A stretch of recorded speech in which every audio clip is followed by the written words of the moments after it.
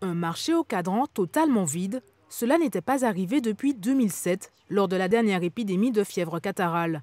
D'ordinaire, près de 700 bovins transitent ici avant la vente du lundi matin, une perte sèche pour les éleveurs. Il y a des éleveurs qui sont dans le désarroi ce matin, qui ont des traites à honorer et qui n'ont pas fait leur vente. Vous voyez, tout en parlant, j'en ai la chair de poule, parce qu'en plus, on doit nourrir nos animaux, parce qu'on est face, c'est pas parce qu'il pleut, il pleut que depuis avant-hier, on est face à une sécheresse, et où il n'y a plus de stock, où l'aliment est très cher, et les éleveurs demain ne feront pas face. 15 000 € de manque à gagner pour ce marché. Des exportations momentanément interrompues dans un rayon de 150 km autour du foyer infectieux. La goutte d'eau qui fait déborder le vase pour les éleveurs. Ils avaient trouvé de nouveaux débouchés. Depuis un an, la France était même considérée comme indemne de cas de fièvre catarrhale, une embellie de courte durée. Au niveau des bovins, c'est la perte d'activité la plus importante.